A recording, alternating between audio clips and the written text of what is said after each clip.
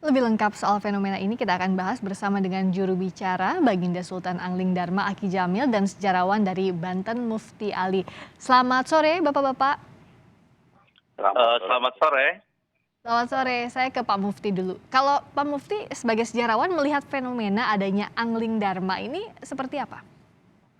Ya, saya kira fenomena Angling Dharma ini sebenarnya lebih kepada masyarakat yang yang fenomenanya masih berbasis pengetahuan tradisional yang berbasis lisan, dan karena memang mereka tidak cukup pengetahuan tentang sejarah kerajaan yang pernah di Banten, sehingga ketika muncul mitos dan legenda Angling Darma dengan sosok yang memang sangat filantropis, masyarakat mungkin karena dari sisi filantropismenya ini memang terkesan, dan karena terkesan seolah-olah fakta dalam tanda petik kerajaan Angling Darma ini seolah-olah memang memiliki presiden dalam historiografi kerajaan di Banten.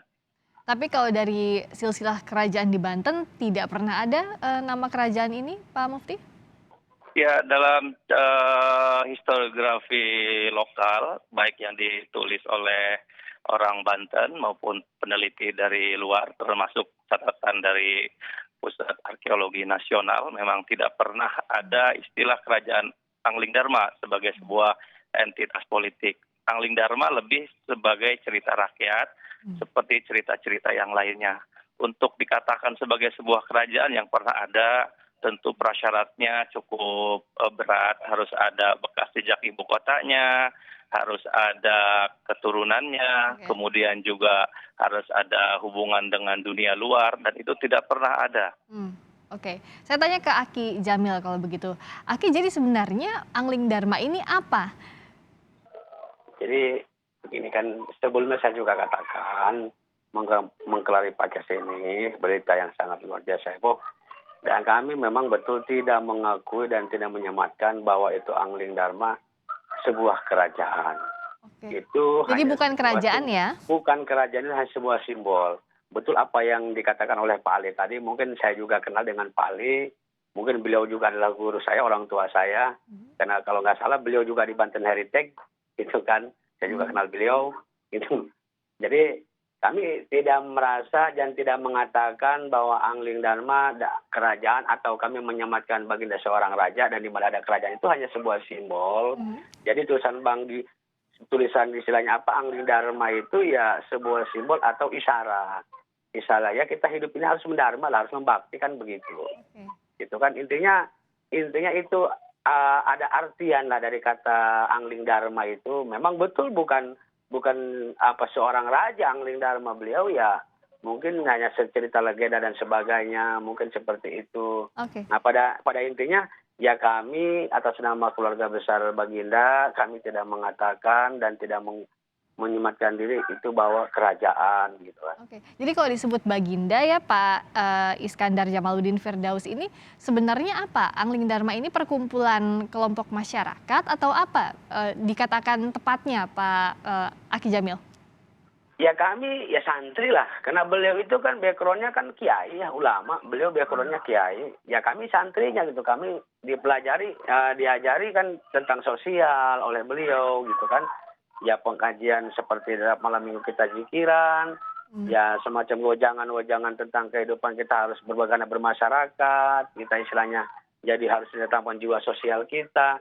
Jadi beliau selalu mengajarkan ke kami ya tentang kesosialan. Memang beliau adalah jiwa sosial sangat luar biasa, selalu mementingkan dan memikirkan orang banyak, bukan memikirkan diri sendiri atau keluarga. Itu yang sangat kami banggakan, beliau adalah panutan kami. Beliau ada panutan kami dalam bidang sosial. Beliau berjiwa besar, beliau cara orangnya bijaksana, sopan santun ke kami maupun ke masyarakat. Ya seperti itu. Adapun panggilan Baginda, memang ya, beliau panggilannya pengen Baginda aja gitu kan, tidak ada yang lain apa Baginda itu dia mau sebagai apa kan ya. Jadi bukan mengatakan bahwa ini adalah raja atau kerajaan. Ini menarik Pak Mufti. Karena kan beberapa hari terakhir ini yang ramai dibicarakan publik dianggap ini sebuah kerajaan. Kita tahu beberapa waktu terakhir ada fenomena kerajaan-kerajaan fiktif. Nah kalau tadi dikatakan oleh Aki Jamil ini bukan kerajaan, berarti Pak Mufti melihatnya kemunculan ini, kelompok ini, tapi akhirnya viral ini seperti apa? Ya, sebenarnya dalam sejarah Banten, fenomena pengakuan seperti ini ataupun apa namanya muncul ke permukaan tentang sosok yang mengesankan dari Iya. sisi pembelaan terhadap kaum lemah itu memang kerap kali dan sering kali muncul ya. Dan ini memang kalau kita baca dalam sejarah 400 tahun di Banten seringkali muncul sekali.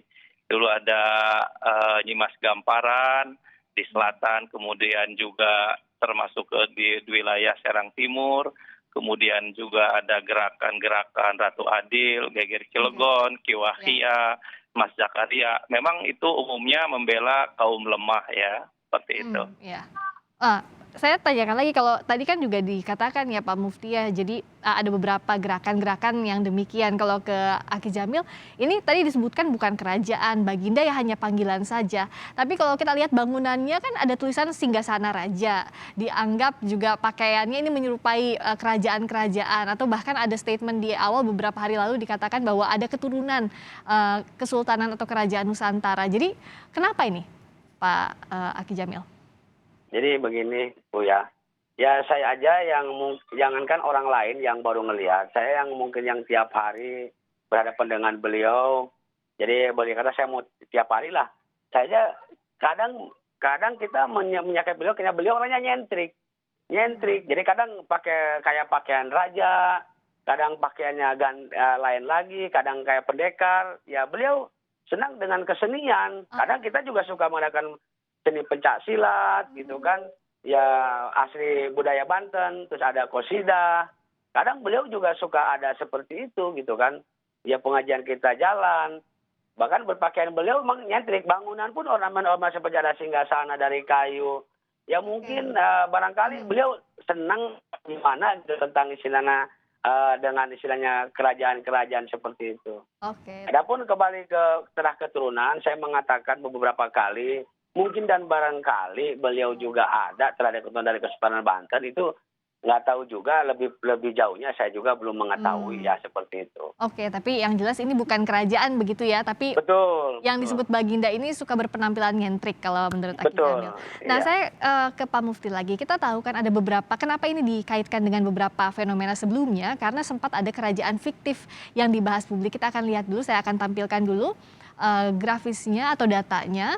Ada sempat kita mendengar kerajaan Keraton Agung Sejagat, ada kerajaan Sunda Empire, ada kerajaan Kandang Wusi.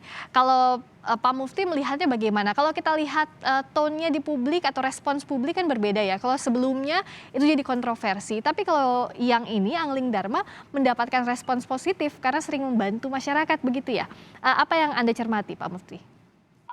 Ya, sebenarnya ini apa namanya mengenai konstruk pengetahuan masyarakat ya dan keterkesanan terhadap praktek-praktek filantropis gitu dan simbol-simbol dalam tanda petik regalia, keagungan, tadi seperti misalnya ada singgasana, ada pakaian, kemudian juga dia melegitimasi diri bahwa masih terah dari Kesultanan Banten. Itu memang bagian dari apa namanya glorifikasi dan personifikasi dia sehingga menambah apa namanya citra dan harismanya di tengah masyarakat. Dan tentu saja memang masyarakatnya juga konstruk pengetahuannya umumnya memang tradisional dalam pengertian ya mereka melihat ini sosok mengesankan begitu positif karena filantropis dan karena keterkesanan tadi ya umumnya memang tidak kritis. Mitos Angling Dharma yang sebenarnya lebih hidup di Jawa Tengah dan Jawa Timur ketika muncul di Paneglang begitu, tidak di Serang di Rangkas Bitung, orang menerima saja begitu. Nah, kalau Aki Jamil sebenarnya sejauh ini sudah berapa lama sih Angling Dharma ini membantu masyarakat, berkegiatan, atau bahkan didirikan, memperkenalkan diri ke masyarakat? Jadi kalau bangunan yang di Pandat ya di Desa Pandat Salangari itu kan dibangun 2004 kalau 2004 kalau nggak salah. Sudah lama? Kalau beliau kan dari tahun 80 beliau udah memang asli orang Mandalawangi, dan bangunan beliau juga ada Pondok Pesantren Aryado yang yang di Desa Mandalawangi di Kampung Waru Sukadalem. Jadi rumah beliau juga bukan di situ aja kan gitu. Jadi beliau bangun di situ beda lagi bangunannya. Jadi setiap bangunan beliau beda-beda gitu. Ornamen-ornamen bangunannya. Jadi nyentrik lah begitu. Oke. Ya, dan masyarakat di sini juga mengenal beliau, masyarakat Kecamatan Lawangi ya udah mengenal beliau gitu kan. Udah mengenal beliau ya sekaliannya. Jadi beliau ya sosialnya dari tahun 80 sudah sosial, cuman beliau tidak mau dipublikasikan, tidak mau didengar orang. Nah, ketika beliau menjalankan pembangunan rumah dari tahun 2019 bulan November, udah beberapa rumah di Kecamatan Mandalawangi sampai ke Menes. Nah, ketika kami peresmian menyerahkan kunci di Kecamatan Pagelaran, nah di situ kami resmi menyerahkannya. Ya yang lainnya kami biasa-biasa aja gitu kan. Yang udah beres kita kasih kuncinya diisi. Jadi tidak resmi penyerahan atau ngundang muspika dan sebagainya. Tapi dapat apresiasi juga ya dari pemerintah kabupaten karena tadi membantu masyarakat sekitar. Tentu masyarakat juga banyak yang bertanya, saya wakilkan bertanya ke Aki Jamil. Sebenarnya kalau Baginda ini, Sultan Iskandar Jamaluddin ini sehari-harinya berprofesi atau sebagai apa? Karena kan tadi disebutkan sejak tahun 80-an bahkan sudah aktif membantu masyarakat, bahkan membangunkan rumah. Iya. Ya beliau ya profesinya ya seorang ulama gitu kan. Banyak orang yang datang tamu mikirnya ya silaturahmi gitu kan. Ya mungkin berbincang-bincang, dan murid-murid beliau juga, santri-santri beliau kan banyak gitu kan, yang di luar kota, yang di dalam kota di Mandalawangi atau di wilayah Pandeglang, Banten, yang luar daripada Banten juga banyak. Kadang-kadang kan santrinya ini pada ada yang datang gitu kangen ke guru kan silaturahmi. Nah, dari santri itu ada yang istilahnya jadi semuanya diserahkan ke Baginda. Jadi Baginda salurkan lagi, dilimpahkan lagi sedekah itu ke hak-hak fakir miskin. Jadi seperti itu. Jadi beliau bukan mementingkan diri sendiri atau memperkaya diri sendiri seperti itu.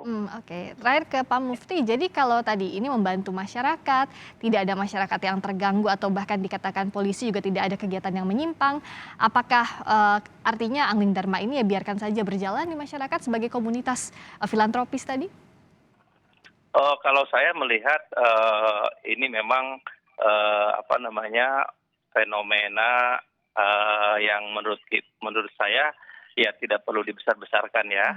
Artinya saya kebetulan baca sebelum zuhur musyawarah masyarakat setempat dengan camat, Koramil, Kapolsek begitu, dan di situ dinyatakan memang secara ritual dan praktik keagamaan tidak ada yang menyimpang begitu ya. Hanya mungkin apelasi atau penyebutan dan penamaan Kerajaan Angling Dharma itu memang relatif baru dan tidak ada dalam literatur sejarah Banten begitu. Dan kemudian ini viral dan kemudian kebetulan juga dia mungkin juga membuat semacam regalia, kemudian simbol-simbol sebagai dalam tanda petik orang yang sangat besar dan dihormati begitu. Jadi apalagi kita sebelumnya memang ramai dengan kerajaan Sunda Empire dan seterusnya begitu. Dan tapi tadi ditegaskan bahwa ini dikonfirmasi bukan merupakan kerajaan tapi komunitas yang memang bergerak untuk membantu warga sekitar. Terima kasih atas waktunya sekali lagi Pak Mufti Ali, sejarawan dari Banten, Aki Jamil, juga juru bicara Angling Dharma. Terima kasih. Assalamualaikum warahmatullahi wabarakatuh. Waalaikumsalam.